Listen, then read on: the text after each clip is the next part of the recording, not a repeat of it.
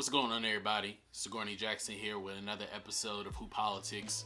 Appreciate you guys for watching. If you haven't already, hit the like, subscribe, and the notification bell to stay up to date on everything that is Who Politics. We are back with another episode today, and this one we're going to be talking about more junior college basketball. I have to give my subscribers what they want. What we're going to start talking about are the junior college conferences that you have to play for if you are looking to go Division 1. Now this right here has been something that a lot of people have been reaching out to me about over time, and I finally sat down and said I'm gonna do it. But of course I have to break this up into parts of videos because there are so many junior college conferences out there that you can go to that'll put you in high level Division 1 schools, as well as low major D1s and D2s and so on and so forth. So today we're going to be talking about the top junior college conference, in my personal opinion, that is the quickest, surefire way for you to go Division 1. Without further ado, let's go and get right into it.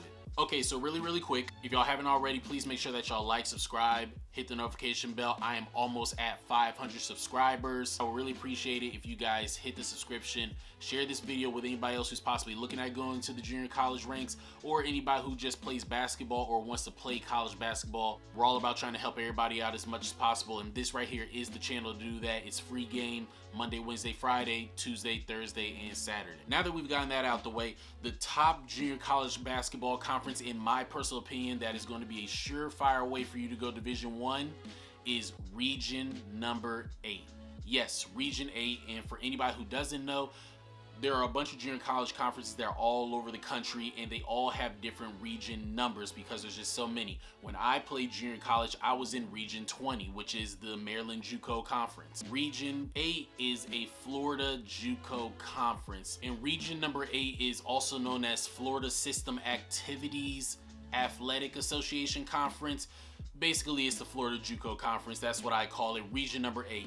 Now, how is it that we're able to figure out if Region number 8 is the junior college conference that you need to be going to? It's very easy how I do it, and that's by looking at the top JUCO conference teams as well as the bottom JUCO conference teams. Now, this JUCO conference is a little bit different than a lot of other ones, and they're broken up into 3 different levels, or I should say, they're broken up into 3 different regions. They're broken up into the Central region, the Panhandle region, and the Southern region.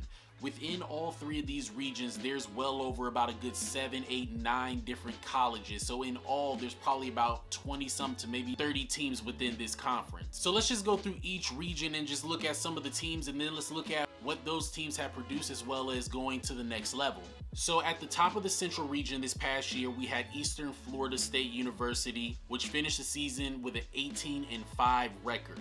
Now, this isn't all the players on the team. These are just a few that I pulled up just being a little lazy. Off of that roster alone, you had 2 players who went Division 1. Like I said, there are more, but these are the 2 that I just pulled up really quick. You have 1 player who went to USC Upstate, and you had another player who went to Troy. Now, I've always said this before, and I will continue to say this. You do not hold coaches to the standard of whether or not they can put you in school. You want them to be able to put players who are like you in school. So you might want to go and look at some of the players' size and height and position, and so you can get a better understanding. The player who ended up going to Troy was a point guard who was 6'2". That is considered a shorter player in the world of basketball. So if this college is able to put players who are 6 foot, 6'1", 6'2", anywhere in that range into the Division 1 level, that shows a sign of the program being good, and that also shows a sign of the coach having pull to be able to get you where you want to be at. Of course, this is the top team in the conference, so you would think that if you're the best team in the conference, or at least in that region, then of course you're going to go Division 1, right? Well, let's check that out. At the bottom of that exact same region, the Central region, was Santa Fe Community College, who finished the season 9-11. On that team, they had 3 players who signed. They signed to Young Harris, which is a Division 2 school, Davidson Elkins, which is also Division 2 school, and they had 1 player who ended up going to UMBC, which is a Division 1 school. This right here is a perfect example of how even the lowest level of that region still had players who went Division 1. So if you have players who are going D1 at the top and the bottom, you can already assume what it's like for all the teams that are in between that, right? Let's go and check out the Panhandle region. The Panhandle region at the very top is Tallahassee Community College, who finished the season 19-3.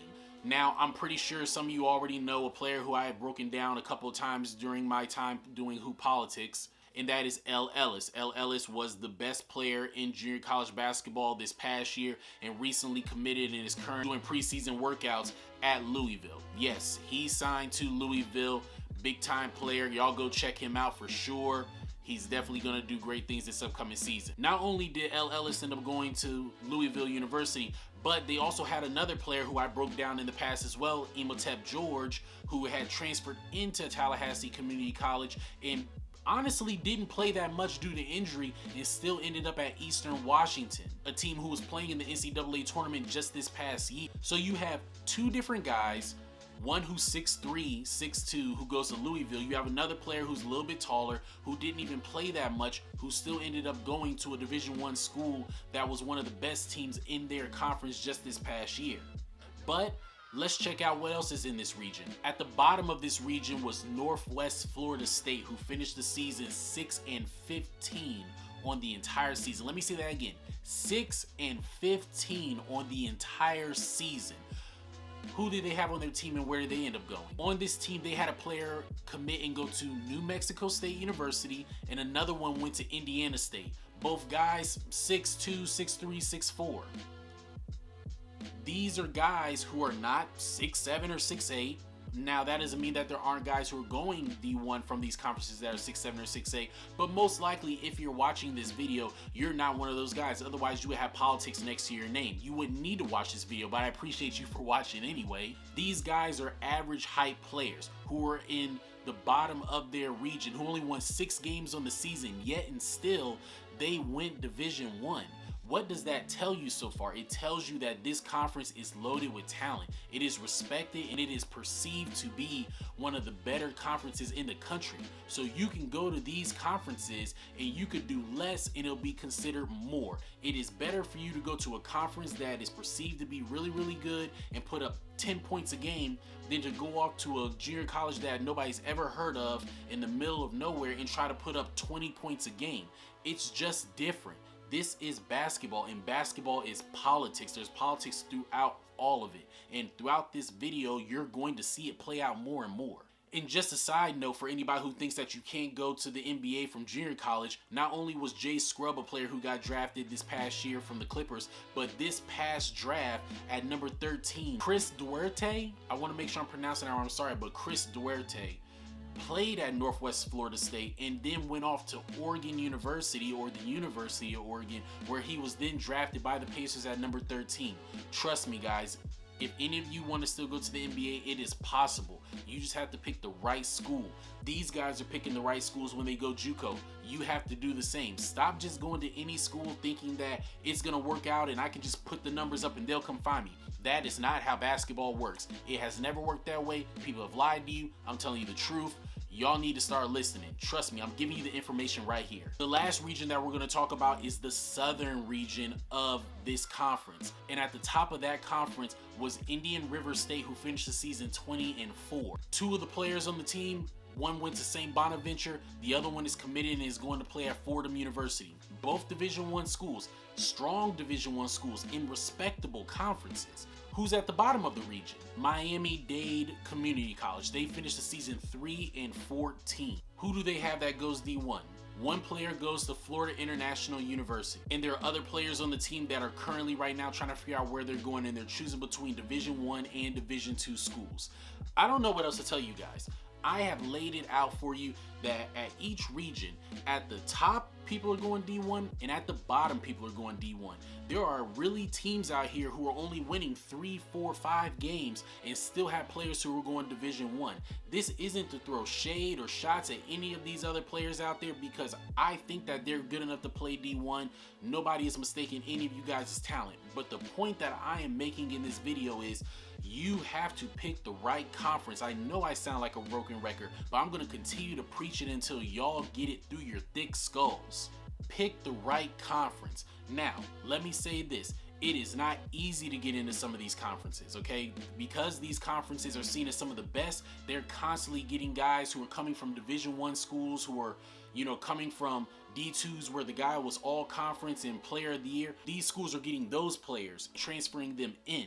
Not only that, they're getting some of the best high school basketball players who maybe didn't have the grades, who maybe still needed time to develop and all that good stuff, and they're getting them as well. So I'm not saying that it's easy to get into this conference, but what I am saying is when you are looking at what schools you want to go to, if you see a school that is in the Region 8 conference, you need to really be considering them before any other junior college basketball programs. Once again, Region 8, Florida Junior College Conferences, full of all different types of basketball players, all different types of top teams: Northwest Florida State, Chipola, Eastern Florida State, Miami-Dade, Santa Fe, Gulf Coast College. There are so many of them. There are so many opportunities out there. If you are a basketball player who is in high school, who is looking to transfer out and go to a Juco, look at these schools. Look at these schools. Even if they're not calling you, even if they're not offering you, send an email to them. Every coach has their phone number and their email address on the website. Go check it out. And most of these guys are new age coaches. They have Twitters, they have Instagrams. It's easy to get in contact with these guys. You have to make yourself available to them because they have their pick of whatever players they want. So why would they go out of their way to pick you?